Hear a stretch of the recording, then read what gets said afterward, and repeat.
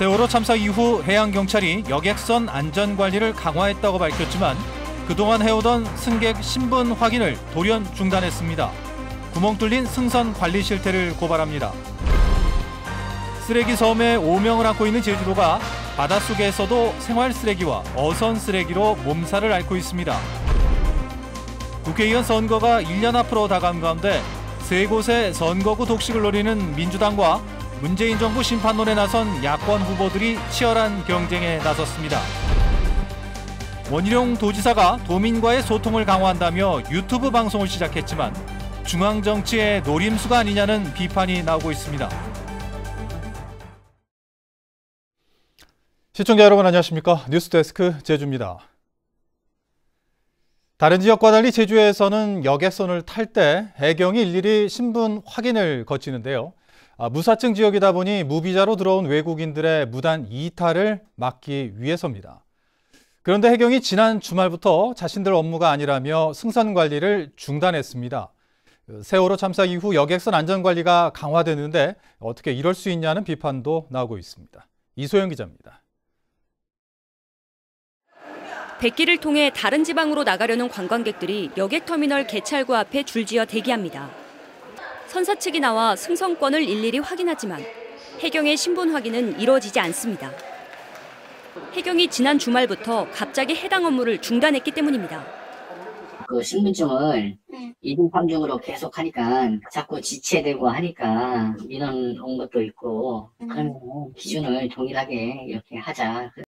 개찰구 앞에서 해경이 한 번, 배에 오르기 전 선사 측이 한 번, 두 차례 이루어지던 신분 확인이 한 번으로 줄어든 겁니다. 문제는 해경이 신분 확인을 중단하면서 무사증으로 들어온 외국인의 무단 이탈 우려가 커졌다는 겁니다. 이제 신분증 확인 안 하게 되면 그 다른 사람 표를 갖고도 통과할 수 있고요. 외국인 같은 경우 이제 한글로 매표를 해버리면 이제 한국 사람인 줄 알고 그냥 보내버리는 수가 있거든요. 실제 2013년 중국인 4명이 신분증을 위조해 제주항 여객터미널을 통해 빠져나가려다 경찰에 붙잡히는 등 무단 이탈 시도는 끊이지 않고 있습니다. 제주국제자유도시 특별법에는 2002년 무사증 제도 이후 비자 없이 들어온 외국인이 다른 지역으로 이동할 경우 출입국 관리 공무원 또는 국가경찰이 체류 허가 여부를 확인하도록 하고 있습니다. 하지만 해경은 해운법에는 선사가 신분증을 확인하도록 돼 있다며 업무를 떠넘기고 출입국관리사무소는 본인들로만 전수검사를 할 수 없다며 업무를 미루는 상황. 세월호 참사 이후 안전관리가 강화됐는데요. 하지만 현장에서는 관리 책임을 두고 관계기관이 서로 떠넘기기를 하며 혼선을 빚고 있습니다. MBC 뉴스 이소연입니다. 2014년 세월호 참사 이후 끊겼던 제주 인천 항로의 여객선 운항이 올 하반기에 재개됩니다.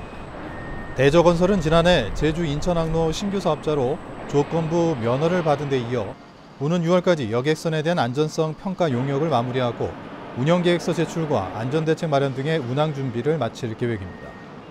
대저건설은 모든 행정 절차가 끝나면 세월호보다 3.6배 크고 승객 1,500명과 차량 120대를 실을 수 있는 24,000톤 규모의 오리엔탈 펄 A2를 일주일에 3차례 왕복 운항할 예정입니다.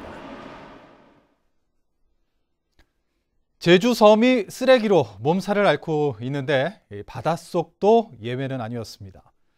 육지에서 흘러 들어간 생활 쓰레기와 어선에서 버린 쓰레기까지 쌓여 해양 생태계가 심각하게 훼손되고 있는데요.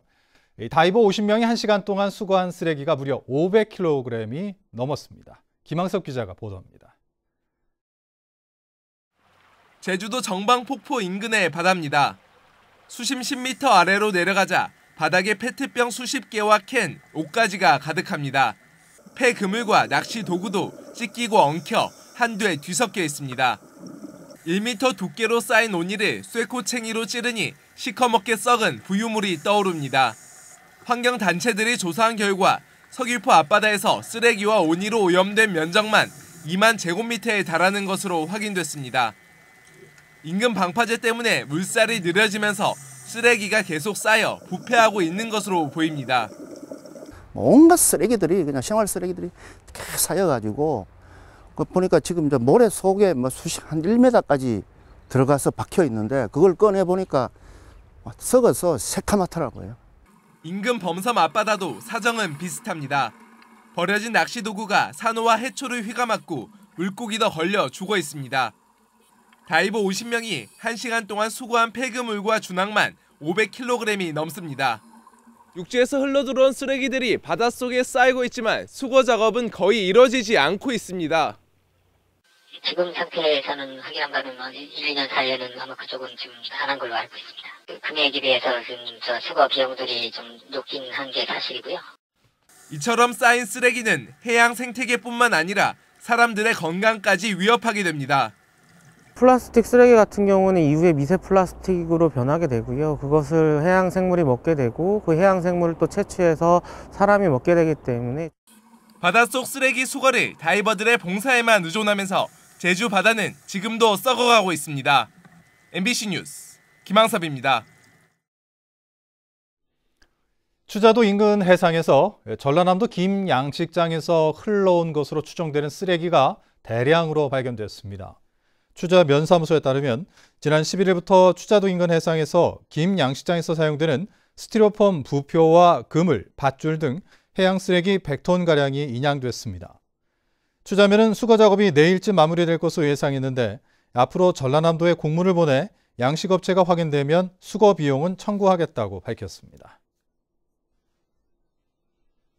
제21대 국회의원 선거가 1년 앞으로 다가왔습니다. 문재인 정부에 대한 중간평가이자 대선 전초전으로 주목받고 있는데요. 제주 지역에서는 민주당이 또다시 모든 의석을 싹쓸이할지 아니면 야권 후보들이 서력할 수 있을지 관심거리입니다. 조인호 기자입니다. 현재 제주에서 거론되고 있는 국회의원 출마 예상자는 20여 명입니다. 제주시 갑선거구 더불어민주당 후보로는 강창일 국회의원과 강기탁 변호사, 김태석 제주도의회 의장과 박원철 제주도의원, 박희수 전 제주도의회 의장 등이 거론되고 있습니다. 야권 후보로는 구자헌 자유한국당 제주도당 위원장과 장성철 바른미래당 제주도당 위원장, 고병수 정의당 지역준비위원장과 함께 무소속인 고경실 전 제주시장과 김영진 제주도 관광협회장 등도 꼽히고 있습니다. 제주시 을선거구 더불어민주당 후보로는 오영훈 국회의원과 김경학 제주도의원, 김우남 전 국회의원과 김희연 제주도 의원 등이 예상되고 있습니다. 야권 후보로는 오영희 자유한국당 당협위원장과 함께 무소속인 부상일 변호사와 안동우 제주도 정무부지사 등의 출마도 거론되고 있습니다. 서귀포시 선거구 더불어민주당 후보로는 위성권 국회의원이 출마 의사를 밝혔습니다. 야권 후보로는 김삼일 자유한국당 당협위원장과 바른미래당 소속인 강상주 전 서귀포시장과 함께 무소속인 이경용 제주도 의원 등이 거론되고 있습니다. 최근 4차례 총선에서 도내 3개 선거구를 독식했던 더불어민주당은 치열한 당내 경선이 예상되고 야권은 보수 대통합과 제3지대 중도정당 창당 등 정계 개편이 최대 변수가 될 것으로 보입니다. 문재인 대통령이 주장하는 개헌과 개혁이 제대로 이제 진행이 될 것인지 아닌지에 대한 기로에 서 있는 아주 중요한 선거인 것 같습니다. 특히 제주 지역은 제2공항과 영리병원 등 갈등 현안이 많아 이를 둘러싼 여야의 책임 공방도 뜨거울 것으로 보입니다. MBC 뉴스 조인호입니다. 원희룡 지사 모교인 서귀포 중문중학교에 50억 원을 들여 제2체육관을 건립하는 사업을 놓고 논란이 일고 있습니다. 중문동 주민 김모 씨 등 4명은 중문중 다목적 강당 신축 과정에서 학교 운영위원장과 원지사 간에 부정 청탁 정황이 있다는 내용의 진정서를 제주경찰청에 제출했습니다. 이들은 또 법원에 다목적 강당 신축 공사를 중지해달라는 가처분 신청도 냈습니다. 현재 중문중 체육관은 안전 진단 결과 사용에 문제가 없는 것으로 나타났는데 제2체육관 신축은 지난해 서귀포시가 요청해 제주도가 예산을 편성한 사업입니다. 요즘 유튜브로 방송을 하는 정치권 인사들이 많죠. 원희룡 지사도 도민과 소통을 강화하겠다며 유튜브 방송을 시작했는데 의견이 분분합니다만 우려의 목소리도 커 보입니다. 보도에 오승철 기자입니다. 원희룡 지사가 운영하는 원더풀 TV입니다. 언론을 통해 본인의 뜻이 제대로 전달되지 않고 있다며 지난 1일부터 매주 월요일마다 라이브 방송을 시작했습니다.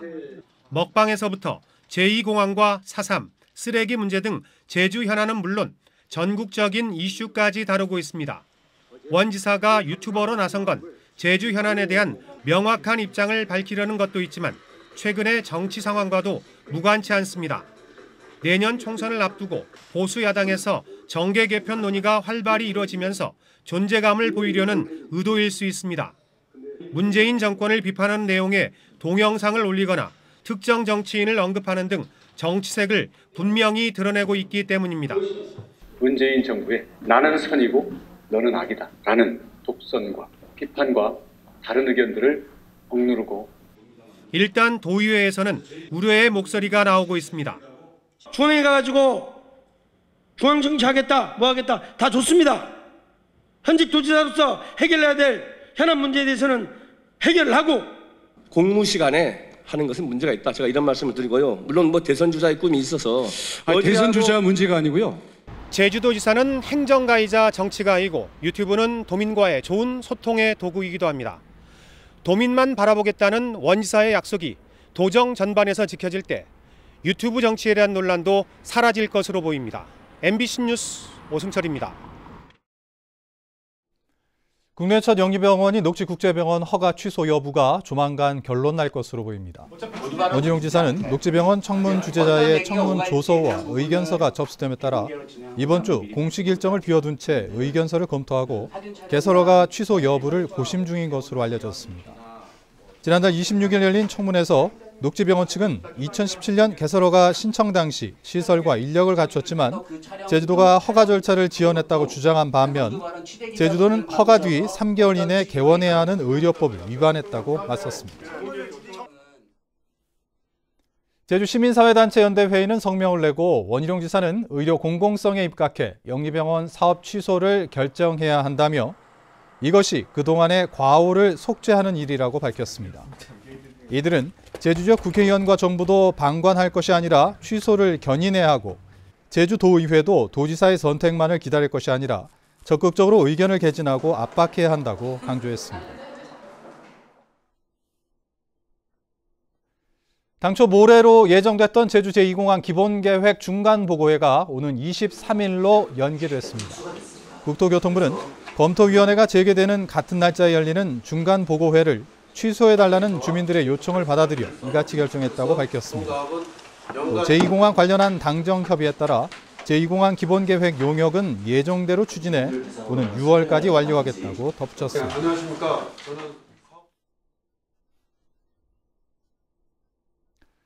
뉴스데스크 제주를 마칩니다. 시청해주신 여러분 고맙습니다.